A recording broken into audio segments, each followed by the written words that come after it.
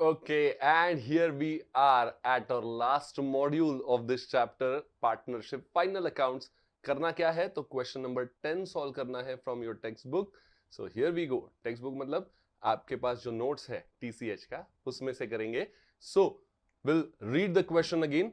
पहले क्या बोला है? Anjana and Sanjana are partners in firm sharing profit and losses in the ratio 2:3 respectively. Clearly ratio दिया है तो जो भी प्रॉफिट या लॉस आएगा ये रेशियो में डिवाइड होगा प्रॉफिट लॉस अकाउंट में. ठीक है.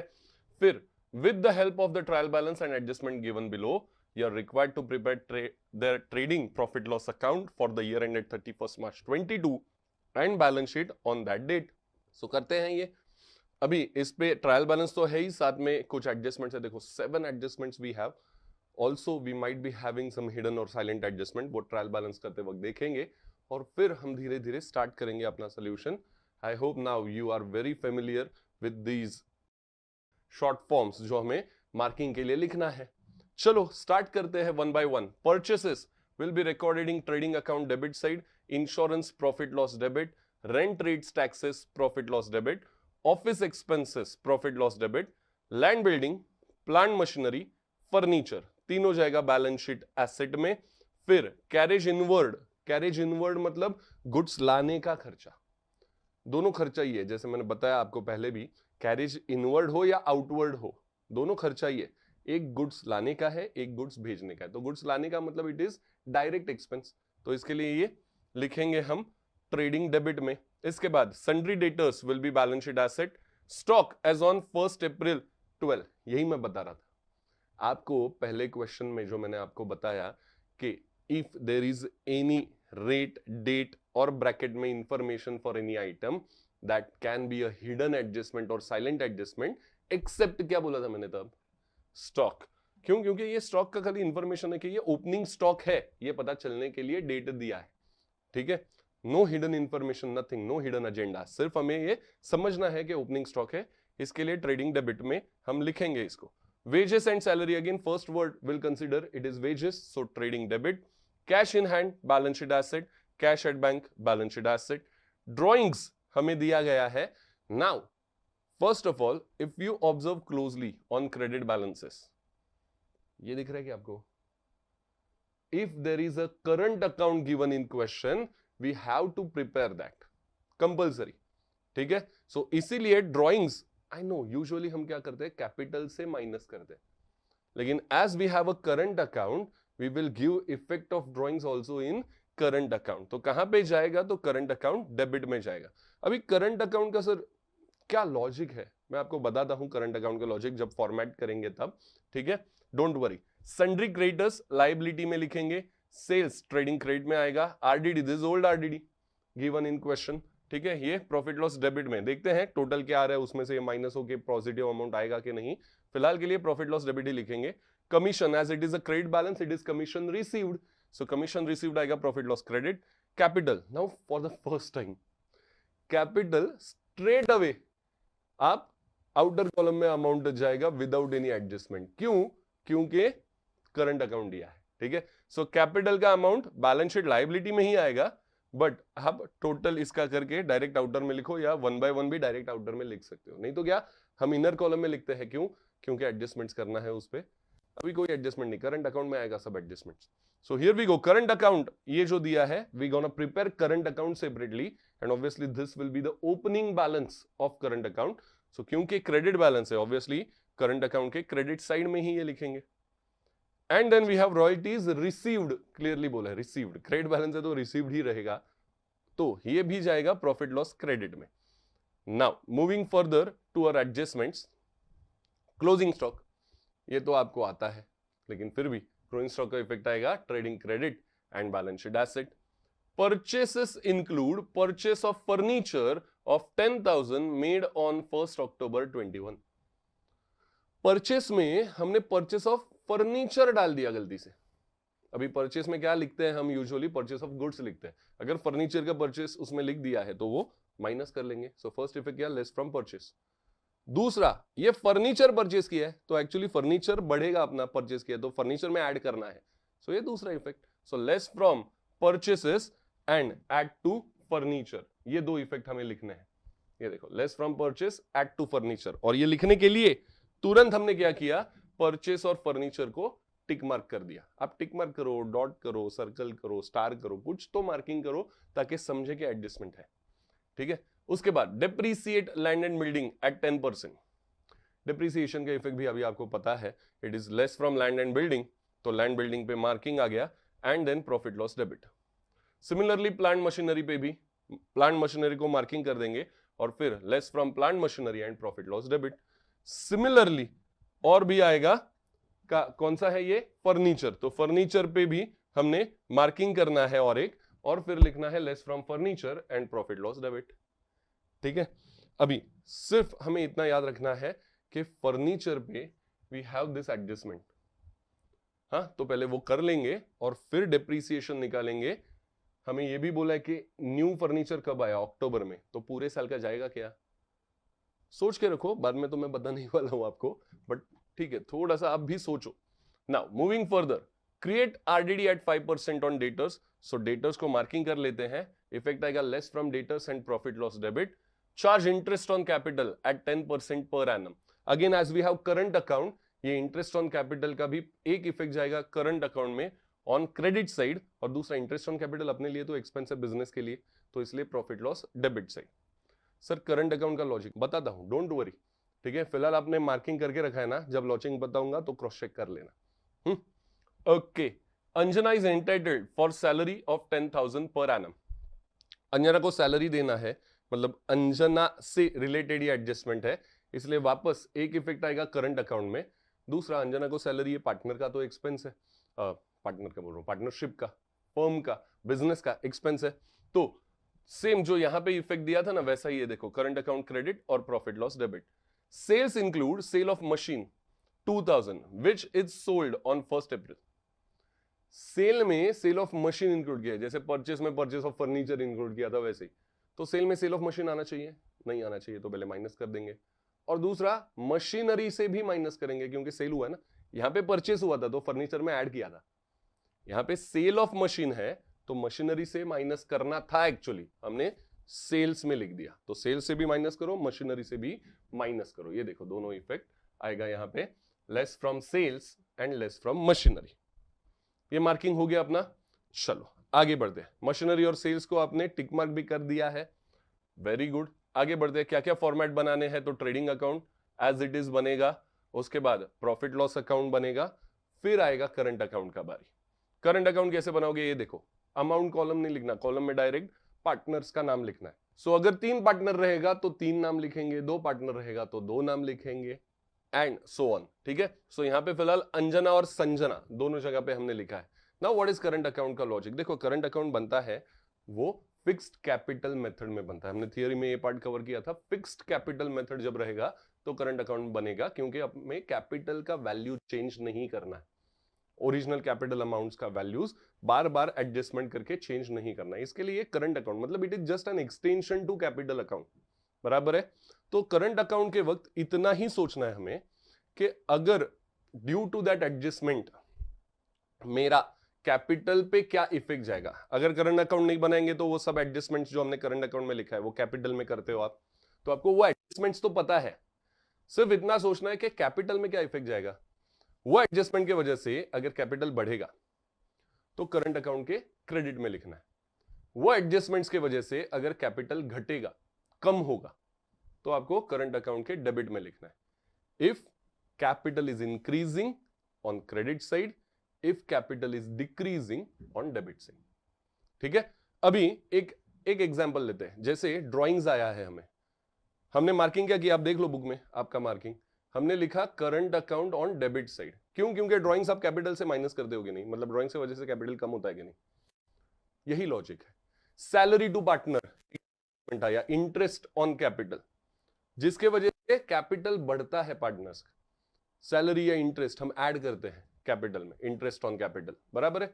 सो कैपिटल बढ़ता है, इसलिए आप इफेक्ट देख लो, करंट अकाउंट क्रेडिट साइड में लिखा है, सिंपल रखना है।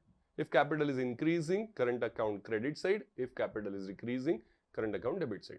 Or alternatively, you can also say current account balance if it is increasing credit, if current account balance decreasing debit. ये भी आप बोल सकते हो, लेकिन कैपिटल पे आपने एडजस्टमेंट्स किया है, इसके लिए उसका रेफरेंस मैंने दिया, राइट। सो जो in simple words, very simple words, आप यूजुअली कैपिटल में जो आइटम्स ऐड करते हो वो करंट अकाउंट के क्रेडिट में लिखना है, और जो कैपिटल से माइनस करते हो वो करंट अकाउंट के डेबिट में लिखना है। I hope this complete explanation for current account, तो आपको अभी बनाने में भी इजी जाएगा। मूविंग फर्दर, करंट अकाउंट बना लिया, इसके बाद बैलेंस शीट बनाना ही है। So here we go, let us start with first adjustment, closing stock valued at 30,000। So closing stock लिखेंगे ट्रेडिंग क्रेडिट और balance sheet asset. Trading credit में लिख दिया 30,000, बैलेंस शीट एसेट में भी लिख दिया 30,000। Moving to the next adjustment, next adjustment हमें बोला है purchase include purchase of furniture. So पहले परचेसेस का अमाउंट लिख लेते हैं ट्रेडिंग अकाउंट में। परचेसेस है 1,10,000, इनर कॉलम में आएगा, उसमें से परचेस ऑफ फर्नीचर माइनस कर देंगे। ये परचेस का पार्ट नहीं है, ये एसेट का पार्ट है, ठीक है। It is not revenue expenditure, this is capital expenditure. तो परचेस से माइनस कर दिया और एसेट में हम ऐड कर देंगे, क्योंकि फर्नीचर परचेस किया है, एसेट का वैल्यू बढ़ रहा है। सो एसेट साइड में विल राइट फर्नीचर, अमाउंट उसका जो भी हमें ट्रायल बैलेंस में दिया है विच इज 16,000, और उसमें ऐड करेंगे 10,000। Now date is mentioned, why? क्योंकि हमें जब डेप्रीसिएशन देना है, प्लीज अंडरस्टैंड, डेप्रीसिएशन के लिए 16,000 स्टार्ट से था अपने पास, फुल ईयर का डेप्रीसिएशन जाएगा, बट 10,000 पे किस दिन लिया? 1 अक्टूबर। सर डेट नहीं दिया होता तो ठीक है, हम अज्यूम करते पहले ही दिन ले लिया है तो फुल ईयर का डिप्रिसिएशन देते, ठीक है। सो डेट दिया है, इसके लिए 6 मंथ्स का ही डिप्रिसिएशन 10,000 पे देंगे, अलग अलग कैलकुलेट करेंगे, फिर ऐड करके यहां से माइनस करेंगे। चलो, इनर कॉलम में अमाउंट रखा है क्योंकि डिप्रिसिएशन देना बाकी है। Moving further to next transaction, depreciate land building, plant machinery and furniture. चलो, लैंड बिल्डिंग और प्लांट मशीन, लैंड बिल्डिंग और फर्नीचर पे अभी तुरंत डिप्रिसिएशन हम दे पाएंगे, लेकिन इफ यू रिमेंबर जब हमने एडजस्टमेंट्स पढ़ा, लास्ट एडजस्टमेंट है जिसमें सेल ऑफ प्लांट मशीनरी बोला है, सेल्स में लिख दिया हमने, ठीक है। तो वो एडजस्टमेंट पहले करना पड़ेगा, फिर डिप्रिसिएशन कैलकुलेट कर सकते हैं। तो what will do right now is, ये एडजस्टमेंट थोड़ा साइड में रखते हैं। Once we complete all the adjustments, adjustment 7 करने के बाद वापस ये एडजस्टमेंट पे आते हैं, ठीक है। तब तक ये ऐसा ही रखेंगे। Moving further to next adjustment, create RDD 5% on debtors. Debtors पे आरडीडी चार्ज करना है तो पहले डेटर्स का अमाउंट एसेट साइड पे लिखना पड़ेगा। अभी डेटर्स का अमाउंट 90,000 है, वो लिख देते हैं, और फिर उस पे 5% आरडीडी मतलब 4,500, फिर अमाउंट आउटर में, डेटर्स पे और कोई एडजस्टमेंट है नहीं तो अमाउंट आउटर कॉलम में 85,500। Moving further to our next effect, profit loss debit में लिखना है हमें 2 ओल्ड बैड डेट्स है ही नहीं, उसके बाद न्यू बैड डेट्स है ही नहीं, न्यू आरडीडी ऑब्वियसली अभी अभी जो हमने कैलकुलेट किया ना 4,500 का वो लिख देंगे, और क्वेश्चन में ओल्ड आरडीडी डेफिनेटली है if I am not mistaking, ठीक है। तो वो ओल्ड आरडीडी हमें यहां पे लिखना है 2,000, और फिर आउटर कॉलम में अमाउंट आएगा 2,500। ये देखो ओल्ड आरडीडी दिया था क्वेश्चन में 2,000 का। नाउ अगेन ये आपको लिखना कंपलसरी नहीं है, you can straight away right 2 new RDD less old RDD, ठीक है। डायरेक्ट 2 ही अमाउंट जो है आपके पास वो लिख सकते हो आप, और टोटल 2,500 आउटर में दिखा सकते हो, ठीक है। ऐसा लिखा तो भी गलत नहीं है, सिर्फ ये लिखा तो भी गलत नहीं है। आगे बढ़ते हैं, अगला एडजस्टमेंट क्या है, will understand that. Charge interest on capital 10% per annum. तो चलो, इंटरेस्ट चार्ज करना है, पहले कैपिटल का अमाउंट, उसके लिए हमें लगेगा अंजना का 2,20,000 और संजना का 2,65,000। सो अंजना के कैपिटल पे 10% और संजना के कैपिटल पे भी 10% हमें कैलकुलेट करना है। ये देखो, इंटरेस्ट ऑन अंजनास कैपिटल 2,20,000 का 10%, 22,000। इंटरेस्ट ऑन संजनास कैपिटल 2,65,000 का 10% विच इज 26,500। फुल ईयर का ही, क्योंकि कैपिटल तो स्टार्ट डे से है अपने पास, सो फुल ईयर का इंटरेस्ट हमें देना है। इंटरेस्ट ऑन ड्रॉइंग्स रहेगा और डेट नहीं दिया रहेगा तो 6 months. Interest on capital will be full year, okay. Now क्या करेंगे, करंट अकाउंट के क्रेडिट साइड में हम ये एडजस्टमेंट करने वाले हैं। सर अभी ये फर्स्ट लाइन क्यों छोड़ा है सर? क्योंकि यहां पे ओपनिंग बैलेंस लिखना है करंट अकाउंट का, इसके लिए छोड़ा है, वो आया नहीं अब तक, ट्रायल बैलेंस में आएगा, तो इसके लिए वो एक लाइन छोड़ा है। और ये इंटरेस्ट ऑन कैपिटल का अमाउंट लिख दिया। So current account credit side, क्यों, इसका रीजन मैंने आपको लॉजिक बता दिया है, करंट अकाउंट कैसे मेंटेन होता है। और फिर profit loss account debit side में as it is are expense, business का एक्सपेंस आर मतलब इंटरेस्ट ऑन कैपिटल, वापस दोनों का इंडिविजुअल अमाउंट इनर में, फिर टोटल आउटर में। Moving to the next adjustment, sixth one, Anjana is entitled for a salary of 10,000 per annum. Again, current account credit side, salary Anjana को मिल रहा है, so 10,000, संजना को कुछ सैलरी नहीं दिया है तो उसमें कुछ नहीं लिखना है हमें। फिर again it is expense for business, so profit loss account debit side पे लिखेंगे 10,000 amount. Now seventh adjustment आएगा, मशीनरी का सेल 2,000 हमने सेल्स में इंक्लूड किया है, तो सबसे पहले तो सेल का अमाउंट लिख देते हैं ऑन ट्रेडिंग क्रेडिट 2,13,000, उसमें से sale of plant and machinery minus करेंगे 2,000, तो फिर अमाउंट आएगा which is 2,11,000. Okay, now moving further, ये जो सेल ऑफ प्लांट मशीनरी है, एक्चुअली प्लांट मशीनरी से माइनस होना चाहिए था ना, तो रॉन्ग इफेक्ट को हमने करेक्ट कर दिया, अभी करेक्ट इफेक्ट भी लिख लेंगे, रॉन्ग इफेक्ट तो मतलब नलीफाई कर दिया, अभी करेक्ट इफेक्ट लिखेंगे, एसेट साइड पे will record plant and machinery amount 60,000, उसमें से सेल माइनस कर देंगे तो अमाउंट आएगा 58,000. क्यों इनर में सर? अरे याद है क्या, डेप्रिसिएशन वाला एडजस्टमेंट बाकी है, इसीलिए इनर में. चलो, सो अभी सेवेंथ एडजस्टमेंट हो चुका है, now will go to that depreciation वाला ही एडजस्टमेंट. पहले लैंड बिल्डिंग पे डेप्रिसिएशन देना है, सो लैंड बिल्डिंग का अमाउंट हम लिख के रखेंगे 3,30,000 लैंड बिल्डिंग का अमाउंट है, यहां पे आएगा एसेट साइड पे, will write land and building, उसमें से डेप्रिसिएशन हमें लेस करने बोला है 10%, सो विच इज 33,000, आउटर में 2,97,000. उसके बाद प्लांट मशीनरी पे now we can give depreciation directly 58,000 पे 10%, विच इज 5,800. सर ऐसा क्यों? क्योंकि 2,000 कब सेल किया, ये बोला क्या?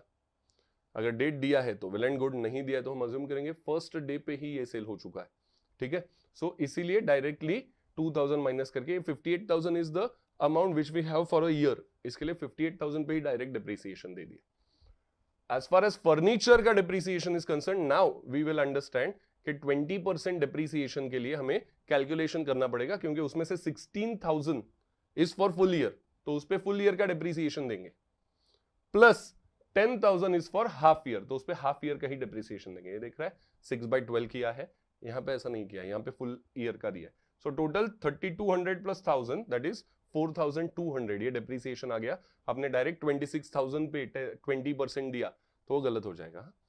नाउ माइनस करके आउटर कॉलम में अभी 1, 2 और 3, ये तीनों का सेकंड इफेक्ट हमें देना है profit loss account debit side पे. So profit loss account debit side will write to depreciation, furniture 4,200, plant machinery 5,800 and land building which is 33,000. Calculations यहां पे था अपना जो एसेट साइड का, वो हमने यहां पे लिख दिया है. So total depreciation for the year is 43,000. Now we are done with all the adjustments. We'll go to the trial balance quickly and we'll start writing all the items remaining in trial balance. Purchase हो चुका है, insurance हमें लिखना है, so insurance will record 4,000. उसके बाद rent rates and taxes 16,000, यहीं पे लिखेंगे रेंट रेट्स एंड टैक्सेस 16,000. उसके बाद है ऑफिस एक्सपेंसेस, तो वो भी प्रॉफिट लॉस डेबिट में ही आएगा. अगेन ऑफिस एक्सपेंस 8,000 हमने लिख दिया. इसके बाद देखो land building, plant machinery, furniture, ये सब हमने लिखा है. फिर आगे का बॉक्स जो आएगा, जो आइटम्स बचे हैं वो लिखते जाएंगे. देखो कहां पे गया, यहां पे आया. Carriage inward, carriage inward will be trading debit, trading debit 4,000. Sundry debtors हमने लिख दिया है. Opening stock first line of trading account लिखेंगे 30,000. वेजेस एंड सैलरी भी trading debit, it is 30,000. Cash in hand, cash at bank लिखेंगे asset side पे. देख लो cash in hand 25,000, cash at bank 44,000. इसके बाद ड्रॉइंग्स हमें लिखना है करंट अकाउंट डेबिट साइड पे. ड्रॉइंग्स करंट अकाउंट के डेबिट में अंजना का अमाउंट अंजना के कॉलम में, संजना का अमाउंट संजना के कॉलम में. This is not inner outer column, mind you, मैंने पहले भी बताया है ये पार्टनर्स का कॉलम है. It is as good as Anjana's current account and this different Sanjana's current account. ठीक है, ये अलग अलग अकाउंट है. Okay, moving further. अभी आगे क्या बचा है, ये देखो क्रेडिटर्स हमें लिखना है. सन्ड्री क्रेडिटर्स लिख दिया अमाउंट 30,000। इसके बाद सेल्स लिख दिया है, आरडीडी भी हमने एडजस्ट कर दिया है। Now will write commission, commission लिखेंगे 6,000। Okay, now what to do, आपको अच्छे से पता है, जो भी बचा है वो लिख देंगे, लेकिन बाद में क्या करना है, टोटल लेना है। सो कैपिटल का बैलेंस है, जैसे मैंने आपको बोला था, देखो पहली बार कुछ लाइन ना छोड़ते हुए हम लिखेंगे आउटर कॉलम में डायरेक्टली कैपिटल 4,85,000, क्योंकि जो भी एडजस्टमेंट्स था इससे रिलेटेड हमने करंट अकाउंट में कर दिया है। So now this will write current account का बैलेंस लिखना बाकी है। ये देखो current account balance 4,000, 9,000, balance brought down, obviously this is opening balance for current account, so balance brought down लिखेंगे। क्यों क्रेडिट साइड में लिखा, क्योंकि क्रेडिट बैलेंस इसमें दिया है यार ये, और क्या ही इससे सिंपल लॉजिक बताऊं मैं। चलो, royalties received will be profit loss account credit side, royalties received लिखेंगे 20,000। नाउ मूविंग फर्दर, अभी क्या करेंगे, तो आपका काम शुरू, मेरा काम खत्म हो गया है, आपका काम शुरू। बैलेंस करो, पॉज करो वीडियो, टोटल लो दोनों साइड का, बैलेंस निकालो, that might be your gross profit और ग्रॉस लॉस, जो हिसाब से टोटल आ रहा है उस हिसाब से। तो चलो करो, पॉज इट। ओके, आपका बैलेंस क्या आया देखते हैं, मेरे बैलेंस से वो मैच हो रहा है कि नहीं। 2,41,000 is your total of credit side. Same total लिखेंगे डेबिट साइड में भी, और उसमें से डेबिट का टोटल ये जो भी है वो माइनस कर देंगे। 164 माइनस किया तो ग्रॉस प्रॉफिट आया 77,000। ये ग्रॉस प्रॉफिट हमें लिखना है profit loss account credit side पे, फर्स्ट लाइन पे, ये देखो 77,000। इसके बाद now will take total of profit loss account. मैं रुका हूं, आप कर लो पहले। ओके, नाउ डेबिट साइड का total is heavier here, debit total is heavier, मतलब expenses are more than my incomes, तो ऑब्वियसली लॉस ही होने वाला है। ठीक है, so 1,32,000 is your total on debit side. Same total लिख दिया क्रेडिट में, उसमें से ये टोटल माइनस कर दिया। So net loss is 29,000। अब ये जो 29,000 है, हमें स्पेसिफिक रेशो दिया है पार्टनर्स का, अंजना संजना का, in that ratio will divide it.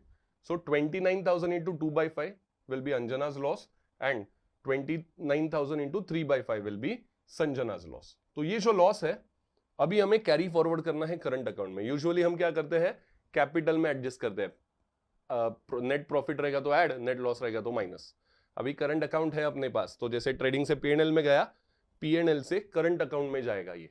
ठीक है, so current account opposite side पे ही, नेट लॉस आया था, प्रॉफिट लॉस के क्रेडिट पे लिखा था हमने, तो करंट अकाउंट के डेबिट साइड पे लिखेंगे टू नेट लॉस, ये सेम अमाउंट जो हमें लॉस का मिला था। ठीक है, अभी करंट अकाउंट बैलेंस करना है, कैसे, इंडिविजुअल कॉलम, संजना और अंजना का इंडिविजुअल कॉलम बैलेंस करो। ये इनर आउटर कॉलम्स नहीं है, दोनों बैलेंस करने पड़ेंगे। तो विल बैलेंस इट डाउन, देखते हैं क्या क्या बैलेंस आ रहा है। देखो 36,000 और 35,500 दोनों में क्रेडिट टोटल इज हेवियर, सो वही हमने लिख दिया यहां पे, और उसमें से ये टोटल माइनस किया, 36,000 माइनस दिस 12,100, सो 23,900 आया, which is your closing balance. Opening balance था, मतलब लास्ट ईयर का क्लोजिंग था वो, अभी ये करंट ईयर का क्लोजिंग, नेक्स्ट ईयर का ओपनिंग बनेगा। ठीक है, सो क्लोजिंग बैलेंस लिखना है आपको, बैलेंस सीडी। सो ये आ गया एक संजना के लिए, ये देखो 18,900 माइनस करना ये अमाउंट से, तो 16,600। These are your closing balances. अभी सर इसको कैसे ट्रांसफर करेंगे, देखो सेम लॉजिक, अगर अगला कोई अकाउंट होता और मैंने बोला होता वो अकाउंट में ट्रांसफर करो, आप क्या करते, क्योंकि यहाँ पे डेबिट साइड में बैलेंस है, मतलब ये क्रेडिट बैलेंस है but it is on debit side, हमने लिखा है, हम लोग क्रेडिट साइड में ट्रांसफर करते। तो सेम ऐसे ही यहाँ पे ये जो बैलेंस है बैलेंस शीट में ट्रांसफर करना है। Now you know balance sheet में डेबिट क्रेडिट नहीं होता, बट एसेट का बैलेंस डेबिट होता है और लायबिलिटी का बैलेंस क्रेडिट होता है, ये हमें पता है ना। सो ये जो डेबिट साइड पे बैलेंस आया वो क्रेडिट साइड पे, मतलब क्रेडिट बैलेंस में जाएगा, मतलब लायबिलिटी पे जाएगा। ठीक है, सो देखो यहां पे लायबिलिटी पे हमने लिखा पार्टनर्स करंट अकाउंट, अमाउंट लिख दिया। देखो